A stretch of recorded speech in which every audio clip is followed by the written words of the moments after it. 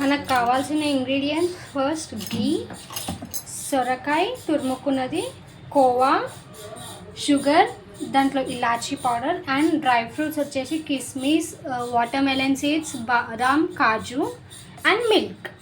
Stove పైన గిన్నె పెట్టుకొని స్టవ్ వెలిగించుకొని గిన్నె హీట్ అయిన తర్వాత ఘీ యాడ్ చేసుకోవాలి. గిన్నె హీట్ అయిన తర్వాత 2 టేబుల్ స్పూన్స్ ఆఫ్ ఘీ వేసుకోవాలి.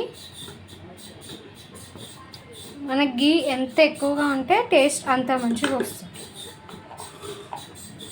సో ఘీ హీట్ అయిన తర్వాత మనం కట్ చేసి పెట్టుకున్న డ్రై ఫ్రూట్స్ అన్నీ కూడా దీంట్లో వేసుకొని ఫ్రై చేసుకోవాలి.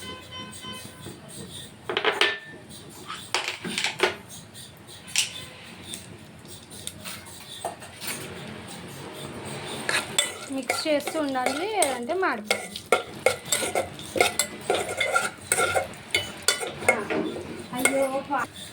సో ఇవి గోల్డెన్ కలర్ అయిపోయిన తర్వాత దీన్ని సైడ్కి సో ఫ్రై చేసుకున్న డ్రై ఫ్రూట్ని పక్కకు తీసుకొని దీంట్లోకి మనం ఇప్పుడు ఇంకొంచెం ఘీ అనేది యాడ్ చేసుకొని సొరకాయని కూడా ఫ్రై చేసుకోవాలి.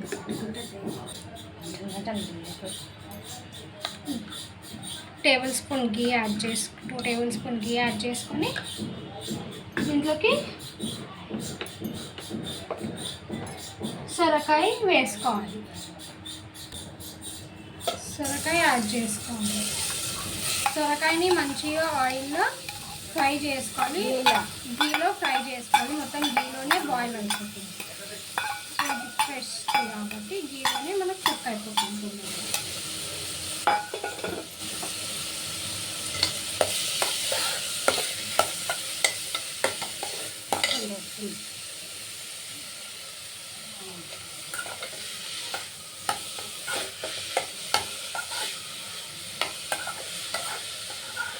దీంట్లో నుంచి ఘీలో ఫ్రై అయిన తర్వాత దీంట్లో నుంచి వాటర్ మొత్తం వచ్చి ఆ వాటర్ మొత్తం సొరకాయ అబ్జర్వ్ చేసుకునేంత వరకు కూడా మనం సిమ్లో పెట్టుకొని కుక్ చేసుకోవాలి.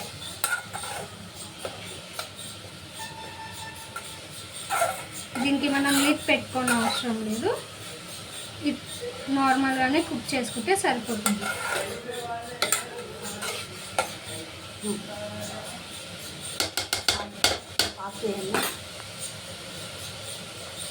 సిమ్లో పెట్టుకొని కుక్ చేసుకోవాలి. ఇప్పుడు మనం దీంట్లో హీట్ చేసుకున్న మిల్క్ పోర్ చేయాలి. సో మిల్క్ వేసుకొని మంచిగా మిక్స్ చేసుకోవాలి.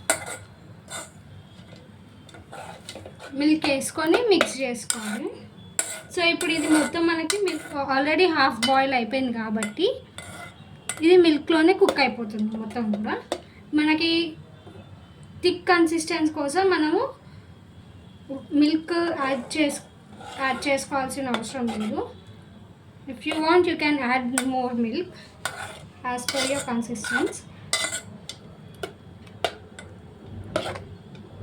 సో బాగా మిక్స్ చేసుకొని ఇది మంచిగా బాయిల్ అయిన తర్వాత మనం దీంట్లోకి షుగర్ అనేది యాడ్ చేసుకోవాలి. సో ఇది కుక్ అయ్యేంత వరకు దీన్ని కుక్ చేసుకోండి.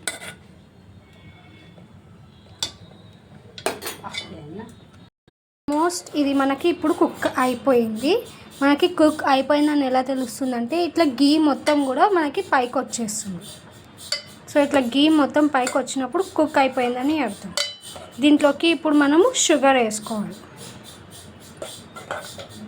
మొత్తం ఇలా వచ్చిన తర్వాత కొంచెం మిల్క్ అనేది ఇంకా ఉంది కాబట్టి కొంచెం మిల్క్ అనేది అబ్జర్వ్ చేసుకున్న తర్వాత షుగర్ అనేది యాడ్ చేసుకున్నాం.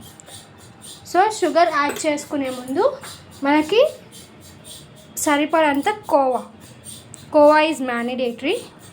కోవాని కూడా యాడ్ చేసుకొని మిక్స్ చేసుకుందాం.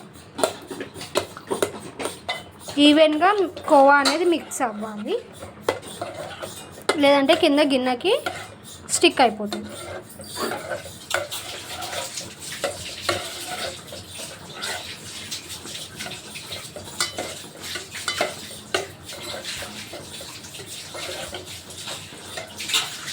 సో ఇది మనకు ప్రాపర్గా కుక్ అయిపోయిన తర్వాత కూడా మనకి కోవా కూడా మొత్తం పైకి అనేది వచ్చేస్తుంది. ఆల్మోస్ట్ మన కీర్ అనేది కుక్ అయిపోయింది. మనకి ఈ కన్సిస్టెన్సీ వచ్చేంత వరకు మనం చేసుకుంటే సరిపోతుంది. గీ కూడా మొత్తం మనకి ఇట్లా పైకి రావాలన్నమాట. సో మనకి ఇది ఇప్పుడు ఆప్షనల్ ఫుడ్ కలర్ నేనైతే యాడ్ చేసుకుంటున్నాను.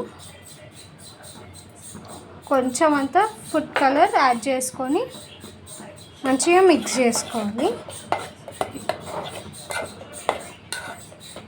సో మనకి కలర్ అనేది చూడడానికి కలర్ఫుల్గా ఉంటుంది. ఇదైతే కంప్లీట్లీ ఆప్షనల్ మీకు. సో ఇప్పుడు మనం దీంట్లోకి షుగర్ యాడ్ చేసుకోవాలి. Cup of sugar with elaichi powder add చేసుకున్న తర్వాత షుగర్ మొత్తం మెల్ట్ అయిపోయినాక మనం ఫస్ట్ ఫ్రై చేసి పెట్టుకున్న డ్రై ఫ్రూట్స్ అనేది యాడ్ చేసుకోవాలి. సో ఎందుకంటే షుగర్ మెల్ట్ అయిపోయి మనకి ఇలాచీ ఫ్లేవర్ అనేది వచ్చినప్పుడు కంప్లీట్ అయిపోయిందని మనకి అర్థమైపోతుంది. సో అప్పుడు మనము డ్రై ఫ్రూట్స్ వేసుకుంటే డ్రై ఫ్రూట్స్లో ఉన్న గీ కూడా మొత్తం ఖీర్కి అబ్జర్వ్ అయ్యి టేస్ట్ అనేది మంచిగా ఉంటుంది.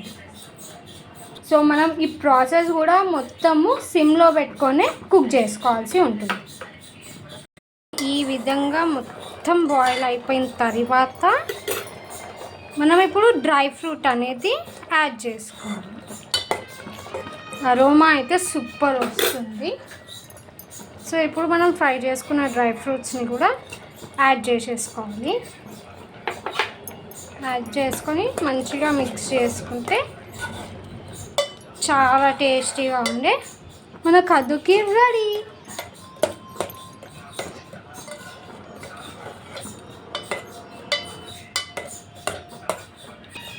ఇఫ్ యూ వాంట్, మీకు కావాలి అనుకుంటే మీరు లాస్ట్లో కూడా గీ అనేది యాడ్ చేసుకోవచ్చు. ఎక్కడ కూడా ఇట్లా ప్లమ్స్ లేకుండా కంప్లీట్గా కుక్ అవ్వాలి ఈవెన్గా. కోవా కానివ్వండి అండ్ మన సొరకాయ కానివ్వండి మిల్క్లో మంచిగా బాయిల్ అయిపోవాలి.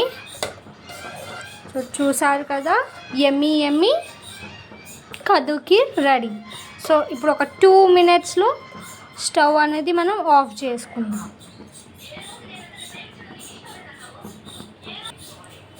చూసారు కదా, ఈ విధంగా బాయిల్ అయిన తర్వాత స్టవ్ అనేది ఆఫ్ చేసుకొని సర్వింగ్ బౌల్లోకి సర్వ్ చేసుకోవడమే. ఇంకా సో లెట్స్ సర్వ్. కద్దు కీర్ అనేది మనకి ఎప్పుడైనా కూడా కూల్ అయిన తర్వాతనే టేస్ట్ అనేది పెరుగుతుంది. సో కద్దు కీర్ మొత్తం స్టవ్ ఆఫ్ చేసుకున్న తర్వాత కూడా మనం కొంచెం కూల్ అయిన తర్వాత, అది వామ్గా అయిన తర్వాత ఒక బౌల్లోకి ట్రాన్స్ఫర్ చేసుకొని మనం ఫ్రిడ్జ్లో పెట్టుకొని టేస్ట్ చేస్తే కనుక టేస్ట్ అనేది మనకి మంచిగా తెలుస్తుంది. లైక్ ఆ కోవా ఫ్లేవర్ కానివ్వండి, సొరకాయ ఫ్లేవర్ కానివ్వండి, రోస్ట్ చేసిన డ్రై ఫ్రూట్స్ ఫ్లేవర్, ప్రతిదీ కూడా మంచి టేస్ట్ అనేది మనకు తెలుస్తుంది. సో ఇప్పుడు మనం సర్వింగ్ బౌల్లోకి సర్వ్ చేసుకుందాం.